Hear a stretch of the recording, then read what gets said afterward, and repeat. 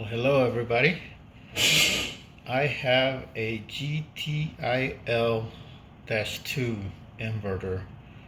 We're gonna go ahead and open it up and see what it consists of inside. So let's take a look. As you can see, right there's the label. It's a 2000 watt inverter. We're gonna open it up. I've opened it before, but in order to get it opened up, you gotta take a total of 8 screws off to get the cover off, and then 4 more to get the end caps off. This one's right here. 1, 2, 3, 4, 5, 6, 7, 8, and then the other 4 to remove the end caps. There's one here, there's one here, and then there's one and the other one down here. Alright, so let's take a look, get some tools, and get it ready to open up. Okay, so we're gonna go ahead and take this 4 screws off. Let's get them off.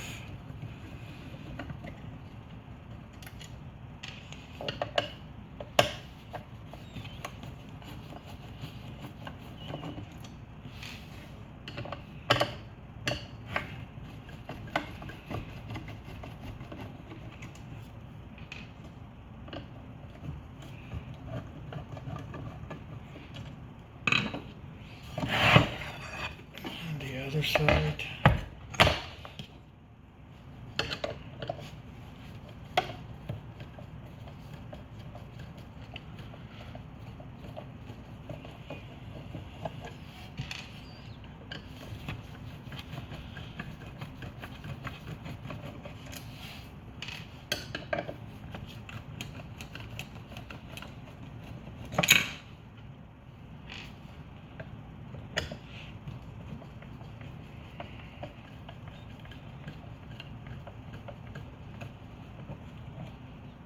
Alright, now the cover's ready to come off, but don't just pull it off because your control screen is plugged in inside into one of the other boards.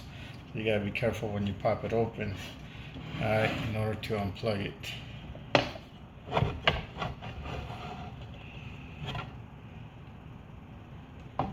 Okay, see? Your display is plugged in right here to this main control board thingy, and we'll go ahead and unplug it.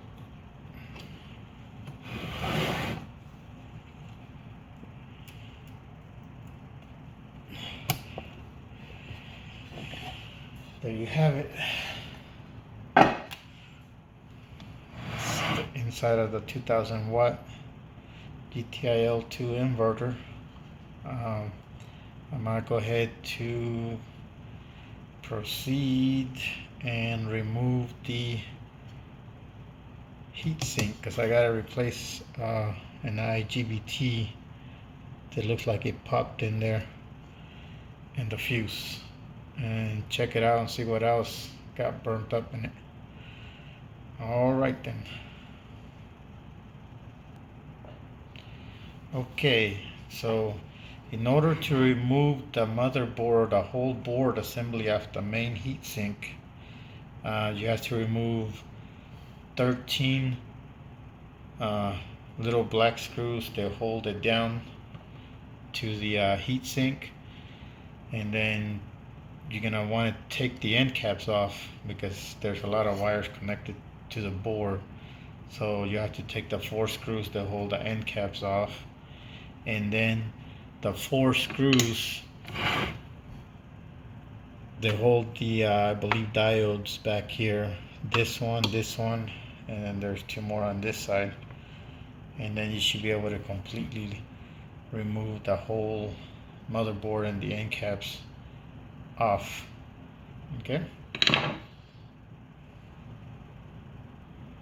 Okay, to show exactly where all the screws are located. I'm gonna go ahead and take the phone.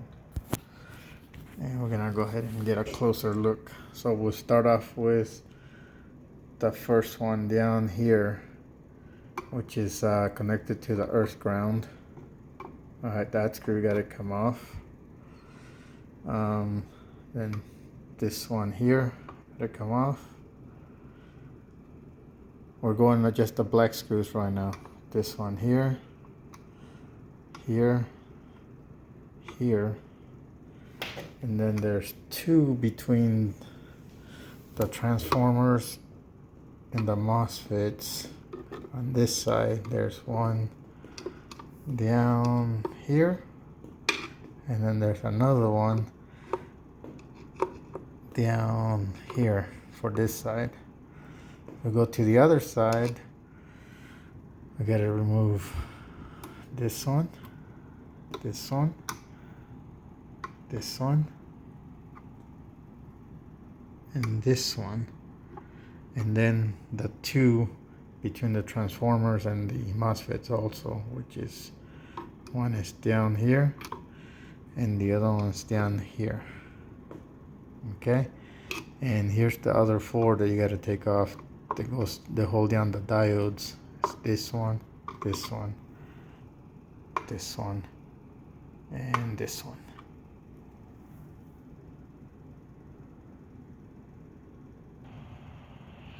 Okay, so I got all 13 of the black screws and the 4 that hold down the diodes, plus the 4 for the end caps. So this whole motherboard assembly should be ready to come off the heatsink. Be careful not to damage any other components when you're lifting it up. I'll grab it from the center. Yeah, and here we go. And it's completely off the heatsink.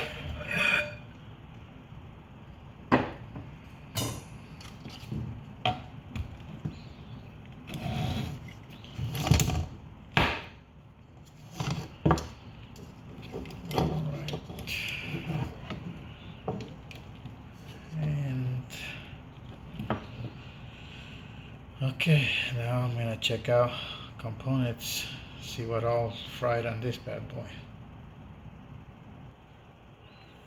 Okay, so in order to remove the main heat sinks, there's 2 of them. You have to remove the fan, which is number 2 fan. You have to remove that one out of the way. And then there's some screws on the back side that you'll have to take off, which I'll show here in a little bit. You have to remove the temperature sensor, the thermistor, off of it.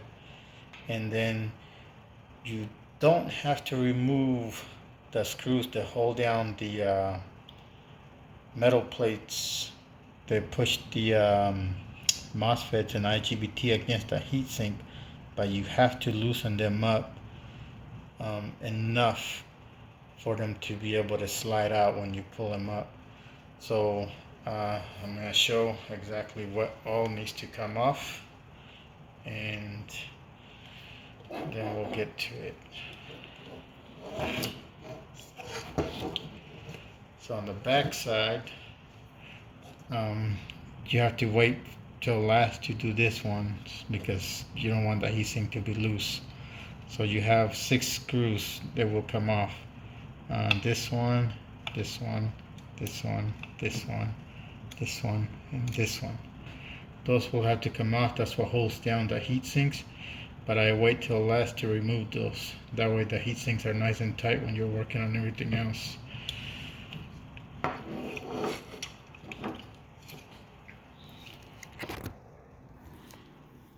The 2 for the fan gotta come off, and the thermistor resistors gotta come off. And then what I was talking about, you don't have to remove, are the ones down there that hold the IGBT and MOSFETs and all that stuff against the heatsink.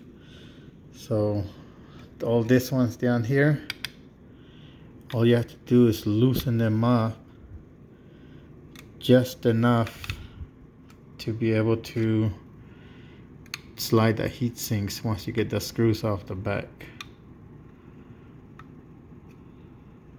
Oh, look at that bad problem right there. So black and burnt. I already loosened it up though. Okay.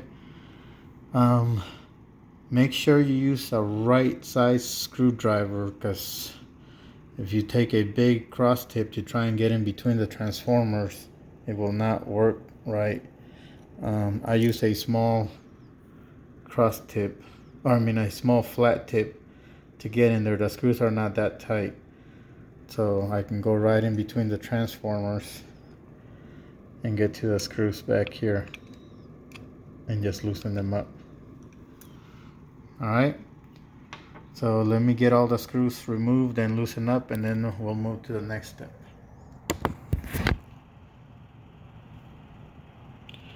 Okay, so when removing the number 2 fan, there's some little plastic bushings in between the heatsink and the plate that holds the fan down. Make sure you put those back, that way the fan fits correctly. Alright, or don't loosen.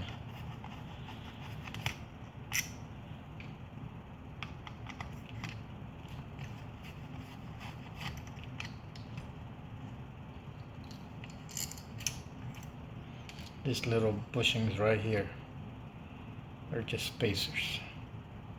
Okay, that thermistor.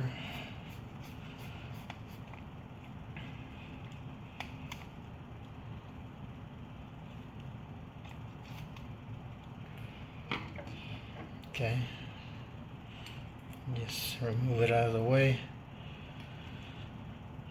Alright, now I got all the screws loosened up on the plates here. Everything is loose already. Okay, so just gonna go to the back side, take all the screws off, and then we'll pull the heat sinks off. Okay, these are the 6 screws. They gotta come off to remove the heat sink. They're not like a metric thread or fine thread, they're more like those it's like a plastic to go into plastic holes and stuff.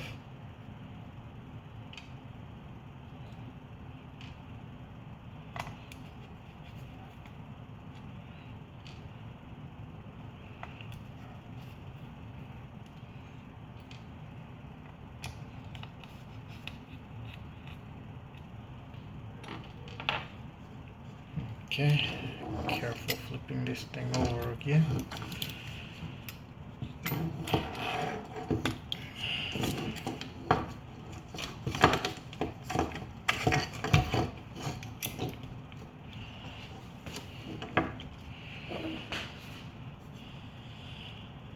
Alright, so the heat sinks should be ready to come out. There is a thermal, I don't know if you want to call it a spacer, or a thermal cardboard that's glued on the bottom of the motherboard. So sometimes the heat sinks tend to get glued onto it or stuck, but let's see if they come off fairly easy today. Yeah, just be careful working it out. There we go. There's the first one. There's all the little clamps to hold them down, the MOSFETs and stuff. And get the other one off.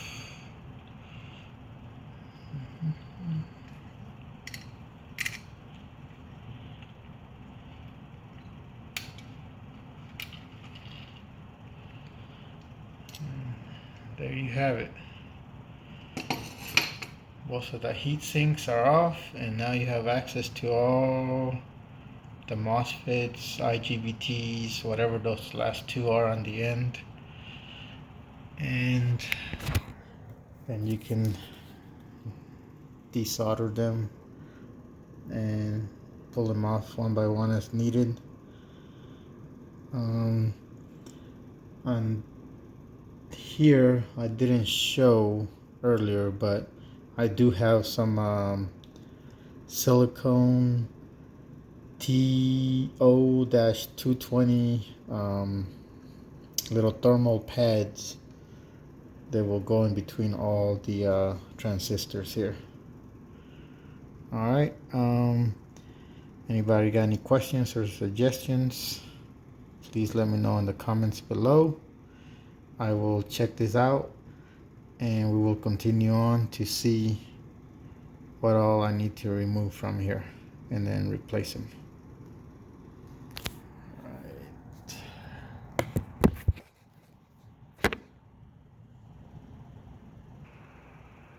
Okay, so I wanted to share a quick tip that I use to clean up the mounting holes for the IGBTs or MOSFETs or whatever. That way I don't have issues trying to solder them back in or getting them back in straight all at once. I use a desoldering wick. It's just made out of copper, and all I do is, heat up the solder until it melts. Use the little copper strip or the wick and just soak it all up. And then once it's all cleaned up, I'm able to slide the MOSFETs or IGBTs right into the holes. This is from the opposite side, but so you can see I don't have any issues getting them in if they were to go in. Same thing with this other one there. So I'll get them in from the other side where they need to be, and then I'll solder them in place and then trim them, clip the legs so they won't be so long. Alright, but yeah, just wanted to share that tip with y'all. So I wanted to share another tip when I'm checking the MOSFETs on the board without having to remove them all to see if they're shorted out on the diode side of them. I learned that if I'm trying to test them while they're on the board, you can't get a solid reading because it starts charging up whatever capacitors are connected in in series or in parallel. If you watch the multimeter, it keeps changing and the numbers keep going up or whatnot. So what I've learned is that if I short out the positive and the negative terminal for the DC input, I can cancel the capacitors from being charged up, and therefore it lets me run a test to the diode side of the MOSFETs. There you go, you see, it stays stable now. And all you do is just take a wire and just run it across both positive and negative terminals, and then you can check to see if any of the MOSFETs are completely shorted. Real quick, let me run through some of the MOSFETs here. 0.614, 0.614. See, they're all reading pretty close to each other. 0.610.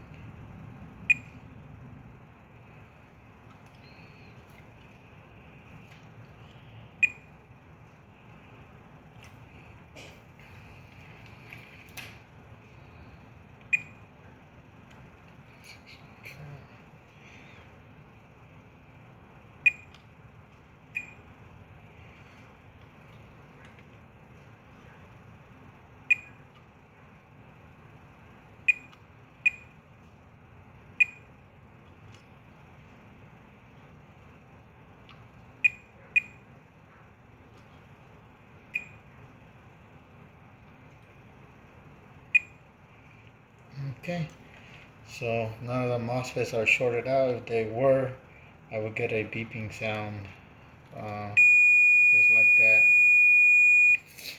So we'll go ahead and replace the, I think they call them IGBTs instead of regular MOSFETs. Those shorted out earlier. And I believe my DC fuse. And then we'll continue on with everything else. Okay, so after soldering the IGBTs back in place and checking all the diodes and the rest of the MOSFETs, we are ready to do a quick bench test to see if it even powers on. The fuse was blown. The two IGBTs were shorted out, and well, one of the IGBTs was shorted out, but I switched them in pairs anyways. So let's see if this thing will fire up. Let me turn on the breaker.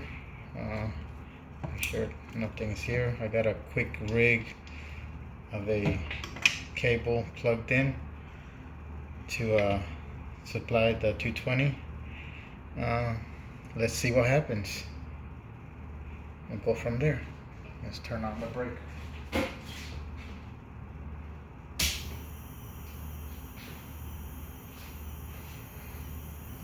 Okay, so far power comes on. Starting voltage too low. You can see, but I don't have DC hooked up yet. So let me double check, make sure everything is good to go. Run some DC power to it, and then we'll start going from there. Let me turn off the breaker.